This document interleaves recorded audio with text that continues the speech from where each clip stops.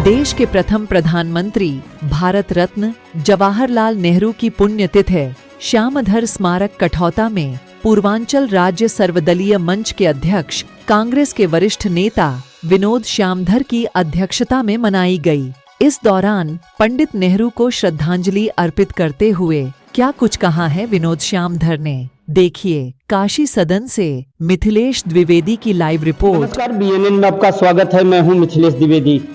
श्यामधर स्मारक काशी सदन कठौता में आज देश के प्रथम प्रधानमंत्री पंडित जवाहरलाल नेहरू की पुण्यतिथि यहां मनाई जा रही है।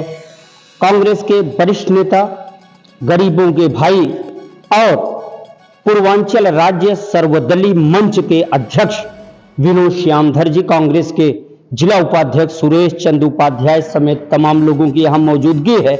हम बात करेंगे अध्यक्ष विनोद श्यामधर जी से और जानेंगे कि जिस तरह से संघर्ष हो रहा है पूर्वांचल राज्य को लेकर के, अभी कल जो ग्रामीण विकास दिवस मनाया गया है, पूर्व केंद्रीय मंत्री पंडित श्यामधर मिश्र की जयंती पर पूर्वांचल राज्य का मसला उठा था। सर्वदलीय मंच के अध्यक्ष हैं आप और इसके जरिए आंदोलन की बात कही जा रही है, तो क्या कहेंगे?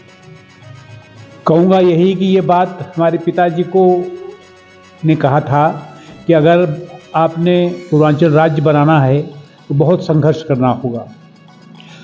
नेहरू जी के समय से ये बात चल रही है कि उत्तर प्रदेश को छोटे छोटे राज्यों में बांट दिया जाए। सबसे बड़ा प्रांत है इस देश का और यहाँ की आबादी बड़े बड़े देशों के बराबर है और पूर्वांचल गरीब में गरीब है दुनिया में।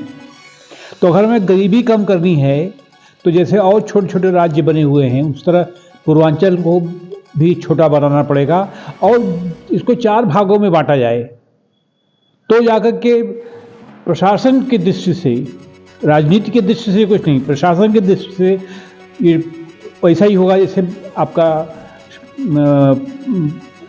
हरियाणा, पंजाब, हिमाचल, गुजरात ये प्रगति कर रहे हैं, प्रगति किए हैं, उनके साथ हमारा कोई कंपैरिजन नहीं है। पूर्वांचल पीछे होता जा रहा है और प्रांत आगे होते जा रहे हैं।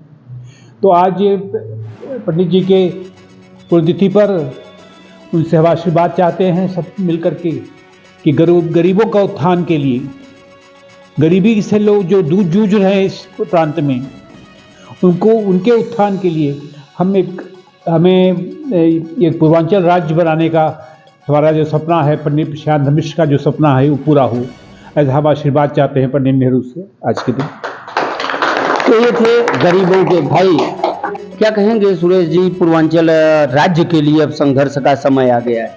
भाई, पूर्वांचल राज्य के लिए हम पहले पूर्वांचल संघर्ष समिति के अध्यक्ष भाई विनोद श्यामधर मिश्रा जी को बधाई देता हूँ। इन्होंने पिताजी के अधूरे सपने को पूरा करने के लिए जो संघर्ष समिति बनी है उसके अध्यक्ष हैं और हम चाहेंगे कि ये कुछ ही दिन के बाद पूर्वांचल की लड़ाई लड़ने के लिए हम लोगों को सड़क पर उतरना पड़ेगा। बगैर लड़ाई का यह संभव नहीं है, काफ़ी लड़ाई लड़नी पड़ेगी। पंडित जवाहरलाल नेहरू जी का आज पुण्यतिथि है, हम उनको कोट कोट नमन करते हैं। ये थे सुरेश उपाध्याय जी, जिला उपाध्यक्ष हैं जिला कांग्रेस कमेटी के। इन्होंने भी कहा है कि पंडित जवाहरलाल नेहरू ने जिस तरह देश को आज़ादी दिलाई थी, आज जरूरत है पूर्वांचल राज्य के लिए, पृथक पूर्वांचल राज्य। पूर्वांचल एक ऐसा क्षेत्र रहा है जो वाकई में सबसे धनी इलाका होते हुए भी पिछड़ा हुआ है। पुरातन काल से आज तक भारतीय धर्म संस्कृति की राजधानी रही है। बावजूद इसके अगर पूर्वांचल को गरीब कहा जाए, क्षेत्रफल का इतना लंबा दायरा, साथ ही संपदा वाले जिले इसमें हैं। पूर्वांचल राज्य सर्वदलीय मंच के अध्यक्ष विनोद श्यामधर जी से हम जानेंगे पूर्वांचल को गरीब कहा जाता है, जबकि खुद प्रधानमंत्री नरेंद्र मोदी बनारस से सांसद हैं। बनारस में साड़ी उद्योग, मिर्जापुर में पीतल उद्योग, भदोही में कारपेट उद्योग, खनिज संपदा इंडस्ट्रीज के मामले में सोनभद्र है, इसी तरह मऊ है हथकरघा उद्योग के मामले में। तो पूर्वांचल के जितने जिले हैं, कुछ न कुछ प्रोडक्ट उन जिलों में अपनी पहचान वाला प्रोडक्ट है। सरकार ने भी वन डिस्ट्रिक्ट वन प्रोडक्ट करके एक स्कीम शुरू की है, फिर भी पूर्वांचल गरीब क्यों? पूर्वांचल गरीब इसलिए है कि यहाँ पर जमीन की जो होल्डिंग है बहुत छोटी छोटी है। लोग और प्रांतों में और जहाँ पर 100 बीघा 50 बीघा 1000 बीघा जमीन लोगों के पास है, यहाँ पर 1 बिस्सा 2 बिस्सा 4 बिस्सा की होल्डिंग है, तो कुछ खेती नहीं हो पाती है। इसलिए यहाँ के जो लोग हैं छोड़ के चले जाते हैं दूसरे प्रांतों में, दूसरे शहरों में नौकरी करने के लिए। रोजगार यहाँ पर नहीं है, जो रोजगार हैं वो उनको पूरा काम नहीं मिल पा रहा है। तो ज़रूरी ये है कि जैसे वो तो ठीक है, वो ट्राई कर रहे हैं लोग कि हर जिले को एक प्रोडक्ट दिया जाए। उस लेकिन प्रोडक्ट देने से थोड़ी नहीं होगा, तो फैक्ट्री लगानी पड़ेगी, हर जिले में फैक्ट्री लगेगी। जैसे मैंने पहले कहा, पूर्वांचल दुनिया का सबसे पिछड़ा क्षेत्र है। जो गरीबी यहाँ पर है वो कहीं नहीं दिखती, छिपी हुई है तो गरीबी यहाँ पर। तो इसलिए इसको ठीक करने के लिए ज़रूरी है कि इसको एक छोटा राज्य बना दिया जाए। छोटा राज्य बनाने में एडमिनिस्ट्रेटिव एंगल से छोटे राज्य ही ज़्यादा पनपे हैं। बाबूजी का मानना था कि छोटे राज्य बड़ा बनाए नहीं हो सकता। हम तो एक दुनिया के बड़े बड़े देशों के बराबर आबादी है इस प्रांत की। और मुझे याद है कि बाबूजी चाहते थे कि वो ये पूरा जो पूर्वांचल है, यहाँ पूर्वांचल में खेती जो है उसको कॉन्ट्रैक्ट बेसिस पे कर दिया जाए। छोटी छोटी होल्डिंग लोगों से ले करके कोई बड़ा कॉन्ट्रैक्टर आए हैं उसको खेती करें, तो और लड़के लोग जो हैं वो और किसी उद्योग में उनको लगाया जाए। जो लोग स्पेशली बाहर जाते हैं छोड़ के क्षेत्र को, वो न करें, अपने घर में रहें, अपने घर में काम करें, तो उनको 2 पैसे बचेंगे, परिवार का देखभाल करेंगे। जी, बहुत दिक्कत है यहाँ के लोगों को। कल जब कुछ नहीं था, संसाधनों का अभाव था, तो मिल फैक्ट्रियां सब थी। चीनी मिल था जो बंद पड़ी है, इसी तरह इंदिरा मिल था, बड़वापुर का डाइंग प्लांट था, कंबल कारखाना था। इस तरह से अब आज सब कुछ व्यवस्थाएं होने के बावजूद हमारी गणना महाशक्ति भी होती है, हमारे पास मिल फैक्ट्री रोजगार नहीं है। क्यों? देखिए, नेहरू जी के समय 5 पंचवर्षीय योजनाएं चलाई गई थी जी। हर योजना में अलग अलग कार्य उन्होंने किए थे। और मुझे याद है उस समय एक फैक्ट्री यहाँ पर हिंडाल्को करके लगी थी, आज से 60-70 साल पहले अपने रेणुकूट में। जी जी 10,000 या 20,000 लोग वहाँ काम करते हैं। इतनी बड़ी बिरला जी की फैक्ट्री लगवाया था नेहरू जी ने जी, वो कहकर। तो ऐसा कोई प्रोजेक्ट लगेगा जब बड़ा बड़ा और एरियाज में यहाँ पर, तब एम्प्लॉयमेंट बढ़ेगा। एक फैक्ट्री यहाँ लगवाया था बाबूजी ने, वो चीनी मिल, वो जब उससे गए हो तब से बंद हो गई। कोई सोचता ही नहीं उसके बारे में। आज के दिन में वो ऐसे नेता नहीं दिख रहे हैं।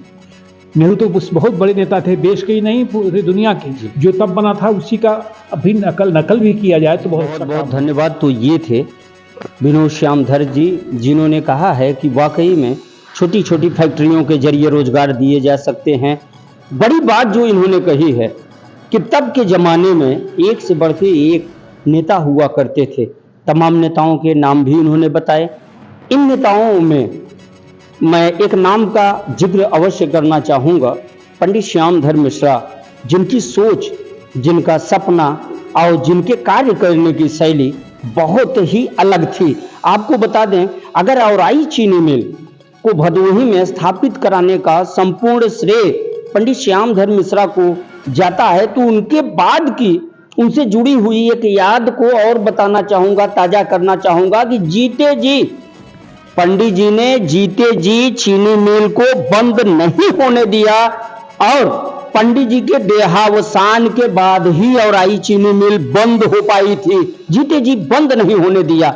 लेकिन शर्म की बात है, आज के नेताओं के लिए सोचना होगा उन्हें अपने राजनीति, अपने करियर को लेकर, जनता में विश्वास को लेकर। यही कारण रहा है कि भदोही के नेताओं की विश्वसनीयता जनता में घटी है। नेताओं को यह बात मेरी थोड़ी बुरी लग सकती है, जो भदोही के तमाम कद्दावर नेता भरे पड़े हुए हैं। भदोही में नेताओं की कमी नहीं है, गांव गांव, घर घर, गली मोहल्ले आपको 2-4 नेता मिल जाएंगे।